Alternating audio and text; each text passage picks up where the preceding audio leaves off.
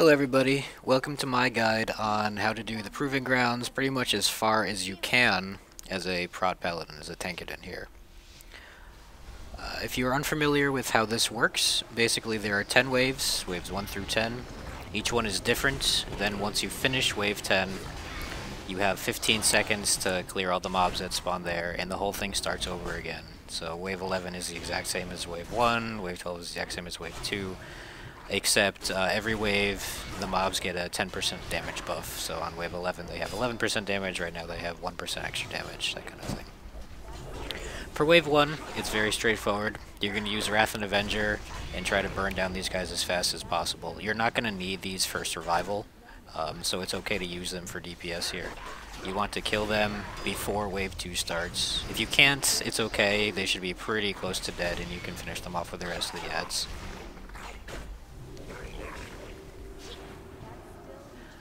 The way I deal with wind guards, a lot of people will put them to the barricade or whatever. I don't recommend that. I say what you should do is put the wind guards in, you want to be in between the wind guard and Sikari, basically. You want to have your back to her so that when they kick you, then you will fly through Sikari. And since they're going to Sikari, they're basically keeping pace with you, and it makes it much easier to pull things. For wave 2, it's very straightforward. Take all the abs, put them next to a barricade, pick up this ambusher. When the ambusher shows up, you're going to have about 20 stacks. So once you get to 20 stacks, use Hand of Freedom on yourself, use Blinding Light, and use Speed of Light to kite away these guys until your stacks fall off. So right now I don't have any stacks left. Once they catch up to me, I'm just going to put Divine Protection back up to help out with a little bit of this damage, and finish them off. No big deal. This is an easy wave. When you get to the higher tiers, like 42, 52, that kind of thing, the damage is going to get a little crazy here, so the strategy is the same, but when they catch up to you again, after you kite them, you're probably going to want to use Guardian instead of Divine Protection. You'll have it up again for when you need it, so it's fine to do that. Wave 3 is very, very easy. This wave I usually finish with 30 seconds left. I take these two Rippers and the Flamecaller, and I'll either put them in the fire to kill them quickly, or I'll just tank them out of the fire. If you put them in the fire, they're going to die very fast. You're going to have 20 to 30 seconds left, and all of your Bastion of Glory stacks and your Eternal Flame is going to fall off. So it's up to you whether you want to keep them out of the fire like I'm doing here, so that you can keep getting Holy Power and keep your stacks refreshed. Or if you need to kill them quickly, especially on things like wave 53, it's a good idea to put them in the fire and kill them quickly. That way you have time to sit down and refresh your stamina food buff, which is a big thing. Obviously on wave 3 that's not that big of a deal. But once you get to wave 53, you're going to want to kill them quickly and refresh your stam buff. So right here I'm just sitting with 5 stacks Bastion of Glory ready to go. Refresh Eternal Flame at the start. On wave 4, the very first thing I do is immediately fear the Wind Guard. Just use Turn Evil on him, fear him away, and do the Conqueror by itself here. When he enrages, it's very easy to deal with. Just put Divine Protection up, tank as usual. His damage is surprisingly small. Like, his enrage really doesn't do anything. Compared to the large Conqueror that comes in wave 10, this guy's kind of a joke. You're going to pull the Ambusher with him, put both of these guys together, finish off the Conqueror. Once it's dead, kill the Ambusher. And the timing here, I don't know if this works for everybody, but for me this works out really well. As soon as the Ambusher dies, basically the Wind Guard is ready to go. So I pick it back up, Ambusher's going to die in a second here, there it is, and I'm ready to go. So now I'm just tanking the Wind Guard by myself, or by itself. And again, I'm putting my back to Sikari, so I'm in between her and the Wind Guard. That way when he wins me, then I'll just fly right into her and it's easy to pick her back up. No problem. Wave 5, put these guys in the fire, finish off the Wind Guard. This is a great time to use Hammer of Justice if you still have it. You can use it on the Wind Guard to make sure that he doesn't do that wind move and knock you back. You can use it on the Flamecaller to do a little bit. And, you know, there's a lot of, I guess this is really more of a stylistic kind of thing. You can let Sikari tank the Flamecaller, you can do it knocking her back and rebuking her and stuff. It really doesn't matter, this wave is pretty straightforward. The goal here is to kill everything. You're gonna mostly kill stuff around 15 to 20 seconds, everything should be dead. There will be another monkey that spawns, so you can just keep using these monkeys to refresh your Holy Power and your Bastion of Glory stacks. When this wave is over, you want to refresh Eternal Flame, just like I did there. Wave 6 is pretty straightforward. Fear the guy on the right as soon as he spawns, pull these other two, and put your back to Sikari. As soon as you have them, you want to use Avenging Wrath and Holy Avenger here to help out with the damage. I'm also hodging one of them just to make things a little bit easier. And apparently I didn't put my back to Sikari in this room, but whatever. You want one of these mobs to die before the second one, or the third one really, gets its fear worn off. So one of them's dead, good. Now once that first one dies, you need to stand next to Sikari because that second mob is going to come.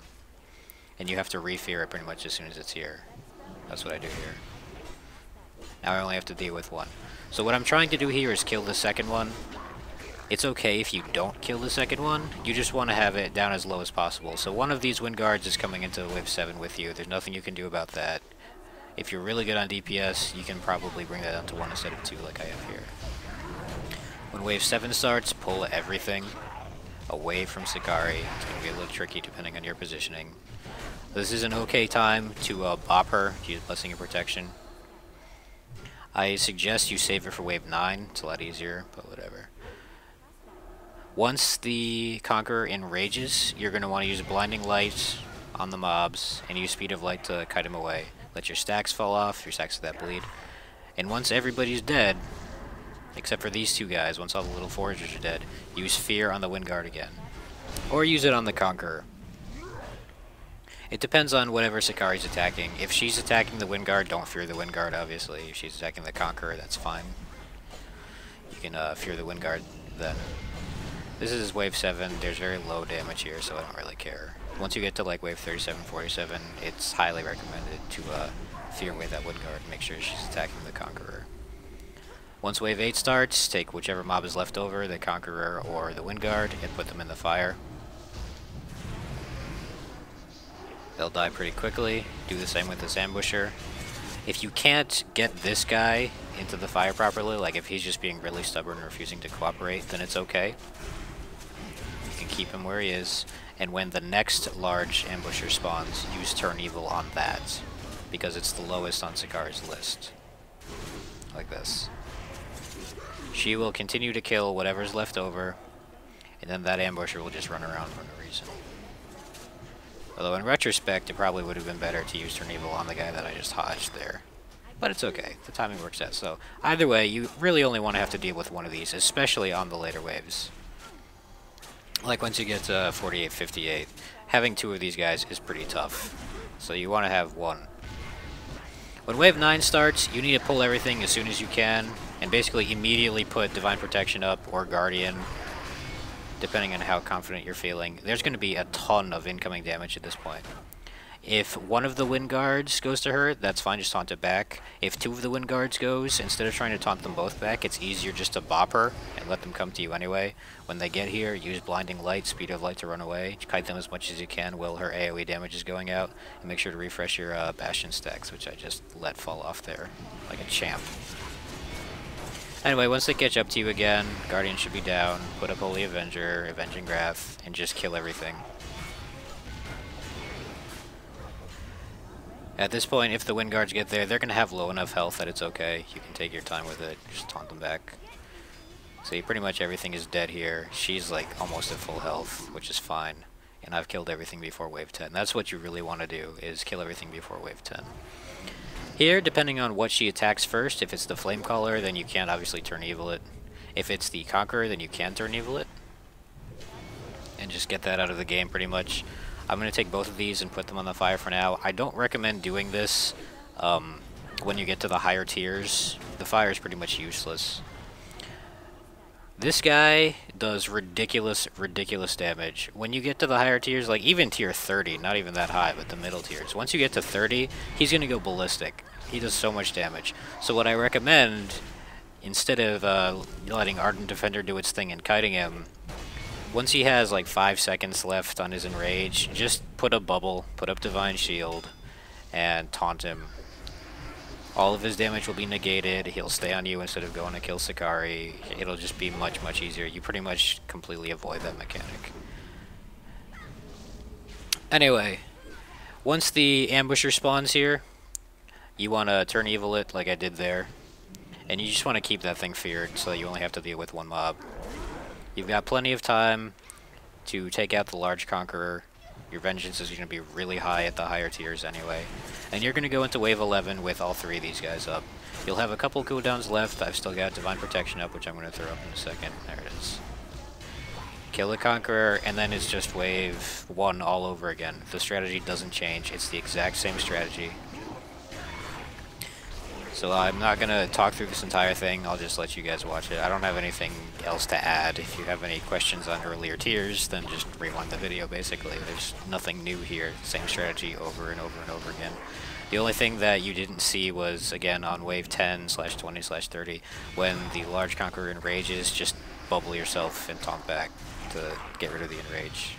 That's it. Alright, I hope you guys enjoyed this. You can I think I go to wave 39 in this video. The highest I've gotten at the time of this recording is 67 with this strategy, so it's pretty tried and true, I think. I lost that one because I mistaunted and let Sikari die. It's unfortunate, but whatever. So yeah, thanks for watching. Hopefully this helps you figure out what was blocking you before.